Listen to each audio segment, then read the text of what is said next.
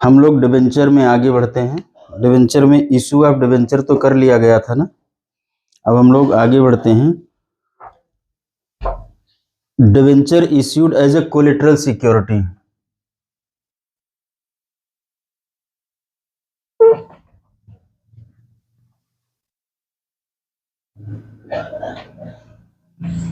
ठीक है,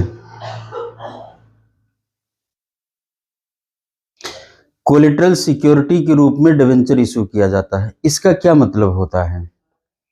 collateral security के रूप में डिबेंचर का इशू करने का मतलब ये है कि वास्तव में डिबेंचर इशू नहीं होता है, लेकिन एक डॉक्यूमेंट बन जाता है उन लोगों के बीच में, किसके?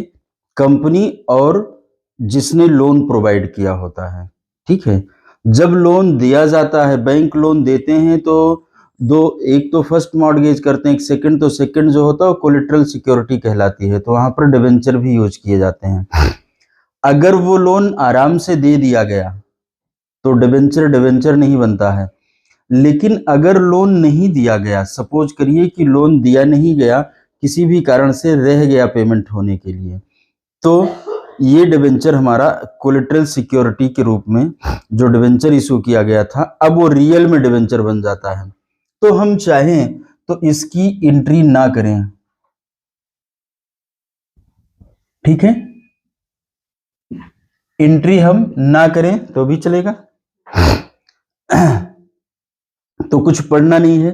फिर उसमें हम देखते हैं जहां पर हमारा लॉन्ग टर्म लोन होता है, अगर वो लोन लॉन्ग टर्म है, शॉर्ट टर्म है तो शॉर्ट टर्म, वहां पर एक नोट दे देते हैं, नीचे लिख देते हैं, जो नोट्स टू अकाउंट होता है उसमें लिख देंगे कि 10,000 डिबेंचर, 9% डिबेंचर मान लो, या 10% डिबेंचर, मिटा के लिख दें इसको साफ साफ। नोट्स टू अकाउंट में क्या लिखेंगे? 10,000 10% डिवेंचर एज कोलेटरल सिक्योरिटी।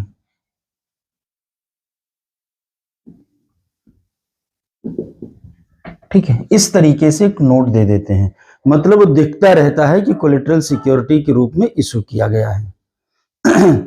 और कभी कभी इसकी एंट्री कर लेते हैं, जर्नल एंट्री पास करते हैं।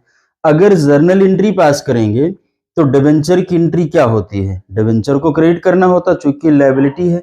सपोज करिए 10 रुपए के रेट से था, तो हम क्या करते हैं, टू 10% डिवेंचर अकाउंट 1 लाख। बात समझ में आ रही है? और फिर इसको कहते हैं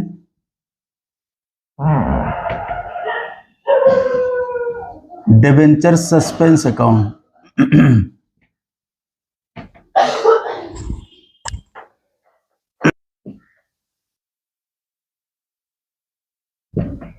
एक लाख, ठीक, मतलब एक लायबिलिटी और एक एसेट टाइप का दोनों ही क्रिएट कर लेते हैं। अब एसेट तो नहीं कह सकते, बहुत पहले इसको एसेट में डिस्क्लोज करते थे, लेकिन अब ऐसा कुछ नहीं करते हैं। अब दोनों को जहां पर भी दिखाना होता है, कहां दिखाना है? आपकी बैलेंस शीट में। बैलेंस शीट में डिबेंचर कहां दिखाया जाता है? लॉन्ग टर्म बारोइंग्स में। नॉर्मली लॉन्ग टर्म बारोइंग में ही होता है, कभी कभी शॉर्ट टर्म भी, बहुत कम समय के लिए अगर इशू किया गया तो शॉर्ट टर्म बारोइंग्स में भी इशू किया जा सकता है। तो वहां पर क्या करेंगे, 10% डिवेंचर, जिस तरीके से आप पूरी बैलेंस शीट में लिखते हैं 1 लाख, और लेस लिखते हैं, क्या करते हैं, लेस डिवेंचर सस्पेंस 1 लाख। ये आप बैलेंस शीट के इनर कॉलम में दिखाते हो। अब यहां पर और लिख देते हैं, जो लोन लिया गया उसको भी ऊपर लिख देते हैं। जैसे मान लो ये है टर्म लोन, कितने का है, 1 लाख का। ये तो 1 लाख दिखेगा, 1 लाख का है, या कुछ कम ज्यादा का भी हो सकता है, जरूरी नहीं कि इसके इक्वल वैल्यू हो। और यहाँ पर नील आ गया तो टोटल में अपना 1 लाख या जो कुछ आना है, टोटल जरूरी नहीं किसी का करें, और भी आइटम होते हैं, एक ही है तो टोटल कर लेंगे।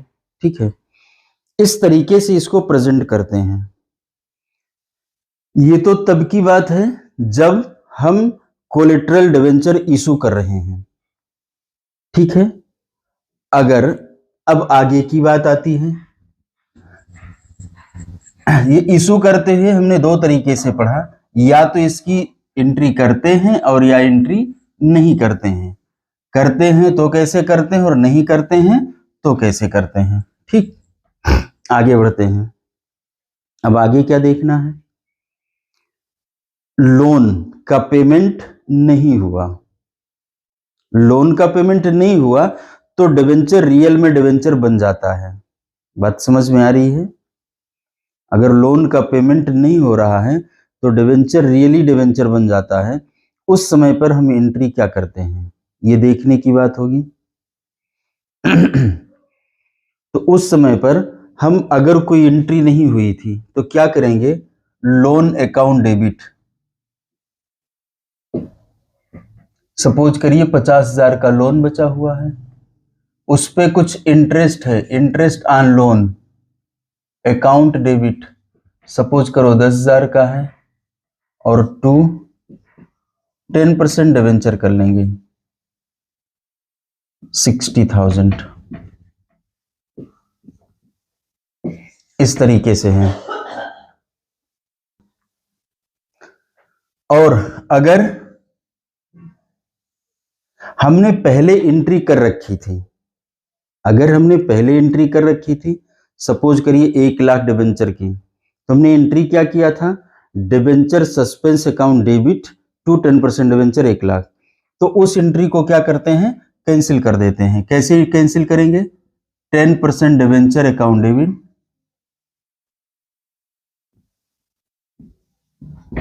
1 लाख टू डिवेंचर सस्पेंस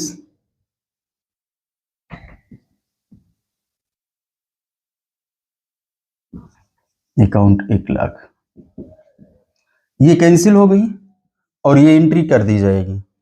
तो यहां भी वही बात है, यहां पर चूंकि एंट्री हो गई थी इसलिए कैंसिल करना है।